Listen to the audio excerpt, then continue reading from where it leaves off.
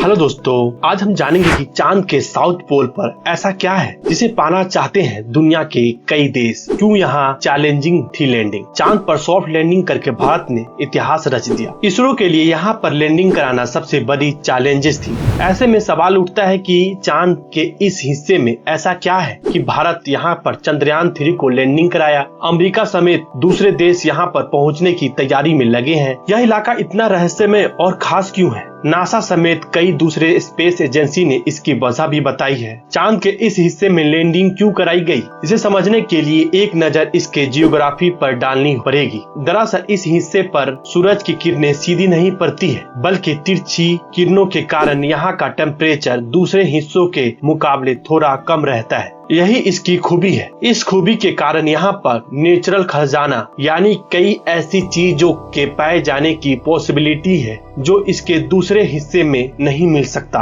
क्यों खास है चांद का साउथ पोल? चांद से जुड़ी रिसर्च रिपोर्ट कहती है साउथ पोल के टेम्परेचर कम होने के कारण यहाँ पर पानी और मिनरल्स मिल सकते हैं। अमेरिकी स्पेस एजेंसी नासा ने ऑर्बिटर के आधार पर किए गए रिसर्च में पाया था कि चांद के इस हिस्से के आसपास बर्फ है। इसके अलावा कई तरह के नेचुरल रिसोर्सेस भी हो सकते हैं। हाइड्रोजन और बर्फ की मौजूदगी बताई गई। 1998 में नासा ने वहां पर हाइड्रोजन होने की स्टंप लगाई थी। चांद के साउथ साइड में पहाड़ है, गड्ढे यानी क्रेटर्स है। यहाँ पर सूरज की रोशनी कम पड़ती है। रिपोर्ट कहती है जिस हिस्से में सूरज की रोशनी पड़ती है वहाँ का टेम्परेचर करीब 54 डिग्री सेल्सियस के आसपास होती है। वहीं जिन हिस्सों में रोशनी नहीं पहुँचती वहाँ का टेम्परेचर -248 डिग्री सेल्सियस रहता है। नासा का कहना है कि कई क्रेटर्स ऐसे हैं जो करोड़ों सालों से अंधेरे में है। इसका मतलब यह बिल्कुल नहीं है कि साउथ पोल अंधेरे में डूबा रहता है, लेकिन यहाँ के कई हिस्से में सूरज की रोशनी का सीधा और तेज असर नहीं दिखता है। नतीजा यहाँ पर बर्फ, हाइड्रोजन और दूसरे इम्पोर्टेंट मिनरल्स एलिमेंट्स की मौजूदगी ज्यादा हो सकती है। कई रहस्य खुलेंगे चंद्रयान 3 के द्वारा। नासा का कहना है यहाँ पर पानी या बर्फ मिलने पर यह पता लगाया जा सकेगा कि यह दोनों ही चीजें सोलर सिस्टम में कैसे घूम रही है।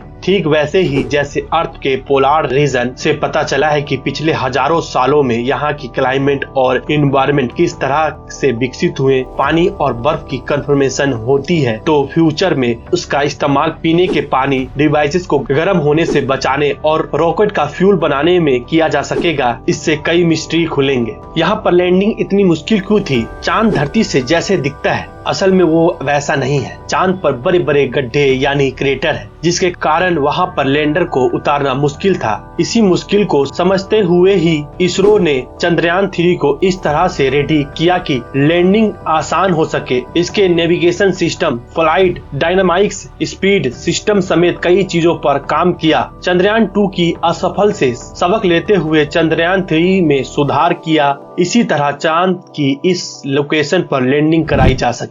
तो दोस्तों, अगर ये वीडियो आपको पसंद आया होगा तो इस वीडियो को लाइक एंड सब्सक्राइब करें। मिलते हैं आपको नेक्स्ट वीडियो में, तब तक ले थैंक यू।